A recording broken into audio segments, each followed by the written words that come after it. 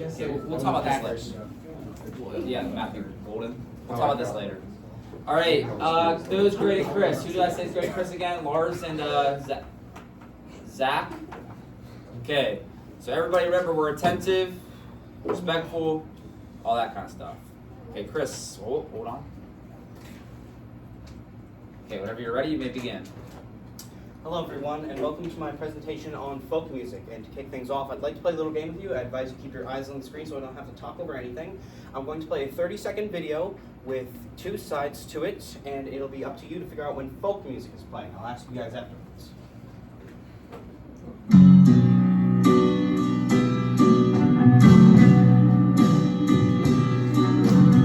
Did you write the book of love, and do you have faith?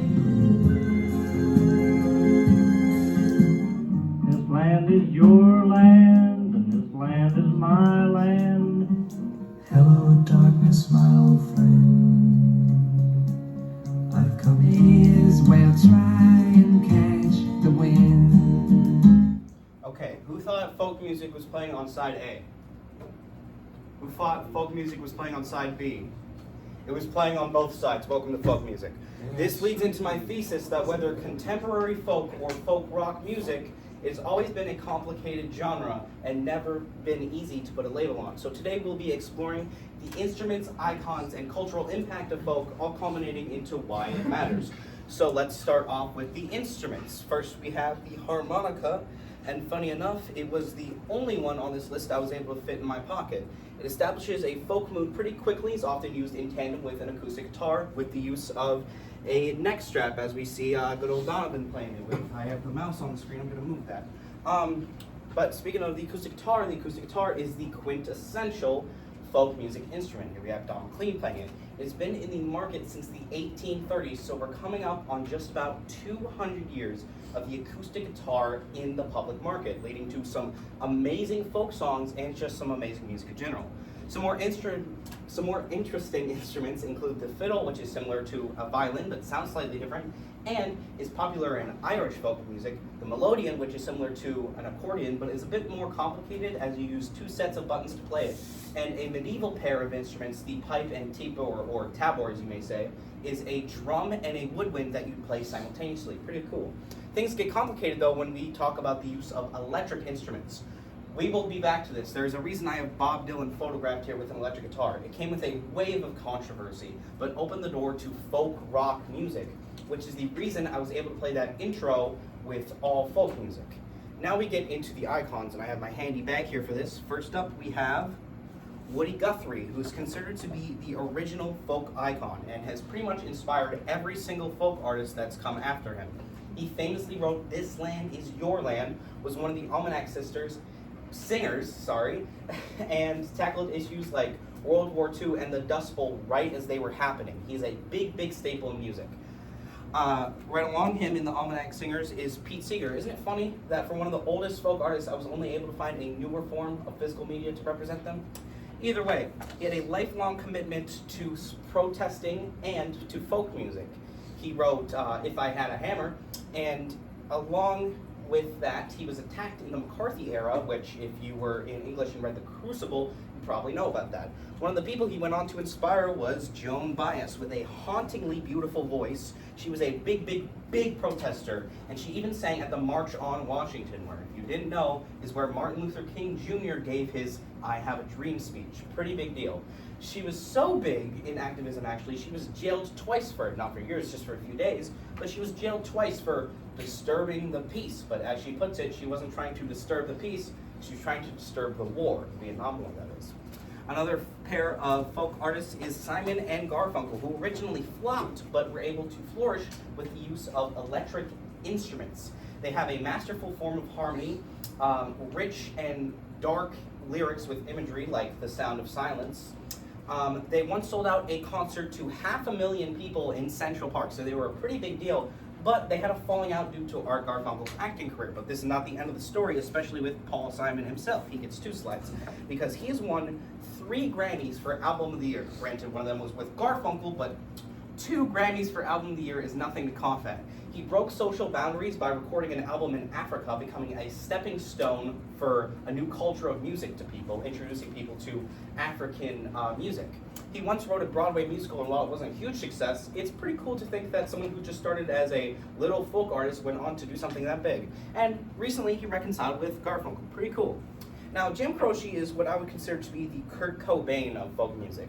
He died very, very early into his career with some insane skill, but tragically, he was taken out really fast from a plane accident. Very sad. You don't mess around with Jim. It may be a song to you, it may be an album. If you're cool, it's both. Again, very, very sad that he died in his career. He was very talented. Here we have Bob Dylan, and objectively, he has the stats to be the GOAT. Am I saying he is necessarily? I don't know. Let me just put it this way. Bob Dylan is like Michael Jordan. Paul Simon is like LeBron James. I really think that's the best way to put it. He was the voice of the generation in the 1960s. He also sang at the March on Washington right alongside Joe Baez. He's one of the most influential artists of all time. He went electric, which again we'll get back to later, and was called Judas right to his face. He explored other genres, case in point in the 1980s. He made a disco album because he's out of his mind. He received the Presidential Medal of Freedom from Barack Obama in 2006, and in 2016 he won a Nobel Prize in Literature. Bob Dylan is a big deal. Now we get into the cultural impact of it all. Here we have previously mentioned Joan Baez singing at the March on Washington. Activism was hugely, hugely, hugely important in folk music. One of the big ones was civil rights, but that was not the only thing they were concerned with. They also had concerns with especially the Vietnam War. Environmental issues, war issues, anti-nuclear issues. Basically, people that sang folk music cared about people. They were huge in the peace movement of the 1960s, the whole stereotype with the peace sign you see right here. Folk was huge in that. And for a lot of people, folk spoke for them, how they felt. But what is folk music anyways? Well, finally we have it here, Dylan going electric. Dylan solidified a new era of folk music when he went electric, using electric instruments at the 1965 Newport Folk Festival. It was a radical evolution of folk music, and it came with a lot of controversy. The reason I have this as being a cultural impact thing is because it shows how the people reacted to such a strong change. They hated it, but eventually they grew and learned that, hey, this ain't too bad. It allowed for a lot of other artists like Simon and Garfunkel to blossom with electric instruments. Recently, I had the absolute pleasure of talking to a little-known artist named Dustin Lohman. He's an independent singer-songwriter, been doing it since 2015, and he makes social media videos where he calls himself a Dylanologist, which is where I found him. He recently released an album called Invulnerable, and I'm not just saying this because I interviewed him. It's a great album, you should go listen to it. On folk music, he believes that it can be taken with you and carried in your pocket. It's concerned with ugly truths, not afraid to shy away from a harsh topic. And the differences between country and folk music, he believes that country is a lot more concerned with being commercial. He thinks that all feelings should be represented in folk music, and it doesn't have to be played by someone who's specifically trained. But just like Bob Dylan exploring other genres, I kind of in this interview realized that maybe I should talk more about art in general rather just than on folk. So I asked him about being a singer-songwriter.